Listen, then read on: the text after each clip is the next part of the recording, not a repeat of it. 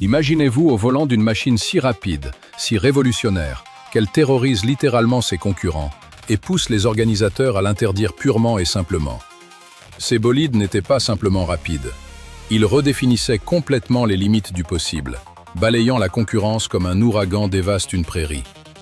Aujourd'hui, je vais vous dévoiler l'histoire fascinante de 9 machines de course qui ont été tout bonnement bannies pour avoir été trop performantes. Mes amis, écrivez en commentaire d'où vous nous regardez et mettez un pouce bleu si vous voulez découvrir ce qui est le plus surprenant et inattendu. Commençons par le monstre absolu, la Porsche 917/30. Une bête sauvage qui développait plus de 1000 chevaux à une époque où la plupart des voitures de route peinaient à en produire 100.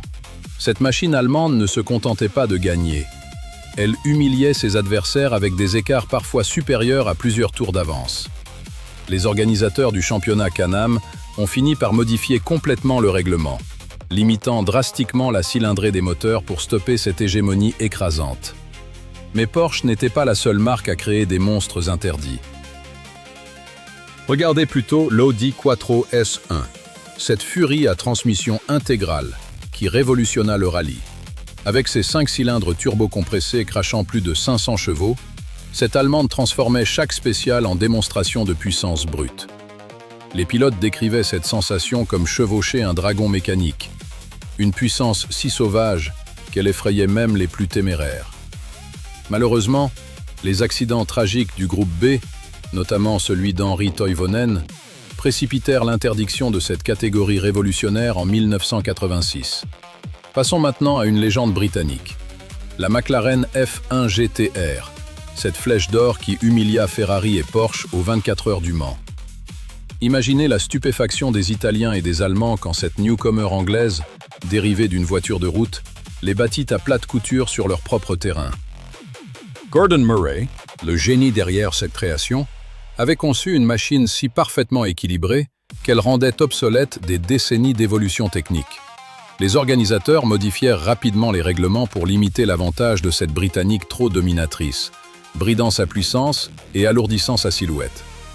BMW aussi créa son propre monstre interdit, la M1 Procar, une machine développée spécifiquement pour un championnat monomarque révolutionnaire. Cette bavaroise combinait l'élégance italienne de Giugiaro avec l'ingénierie allemande la plus pointue, créant un équilibre parfait entre beauté et performance. Le championnat Procar permettait aux pilotes de Formule 1 de s'affronter sur des machines identiques, offrant des spectacles d'une intensité inouïe. Malheureusement, les coûts astronomiques et la complexité logistique condamnèrent cette série après seulement 2 saisons, privant le monde d'un spectacle unique.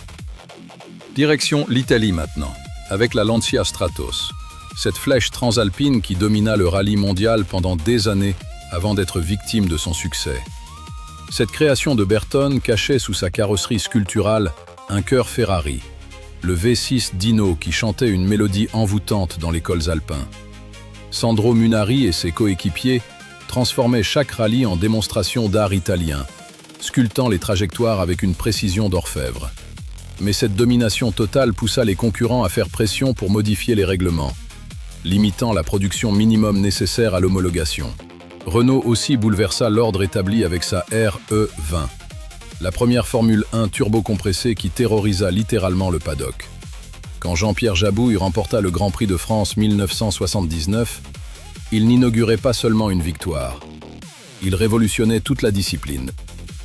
Cette Française prouvait qu'un petit moteur turbocompressé pouvait humilier les gros V12 atmosphériques, ouvrant la voie à l'ère moderne. Rapidement, tous les constructeurs durent s'adapter ou disparaître, transformant la Formule 1 en laboratoire technologique effréné. Mais le summum de l'interdiction politique concerne la Chaparral 2J, cette américaine révolutionnaire qui utilisait l'effet de sol de manière géniale. Jim Hall, son créateur visionnaire, avait imaginé un système d'aspiration qui collait littéralement la voiture à la piste, défiant les lois de la physique. 2 ventilateurs aspiraient l'air sous la carrosserie, créant un appui aérodynamique constant indépendant de la vitesse, un avantage considérable. Les concurrents crièrent au scandale, accusant cette machine d'être plus un aspirateur géant qu'une voiture de course traditionnelle. L'interdiction tomba rapidement, privant le monde automobile d'une innovation qui aurait pu révolutionner toute l'industrie. Toyota aussi goûta à l'interdiction avec sa GT1, cette japonaise qui faillit remporter Le Mans avant d'être stoppée par les règlements. Cette machine incarnait la perfection technique nippone.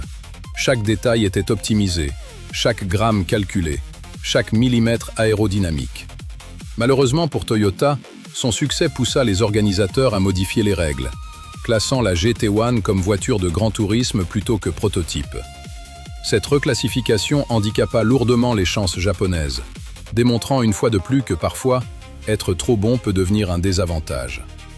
Terminons par la Jaguar XJ-R9, cette Britannique élégante qui dominait l'endurance avant que les règlements ne viennent briser son élan. Cette féline cachait sous son capot un V12 atmosphérique sublime, qui développait une puissance phénoménale, tout en conservant une fiabilité exemplaire. Martin Brundle et ses coéquipiers transformaient chaque course en démonstration de classe britannique, alliant vitesse pure et élégance raffinée.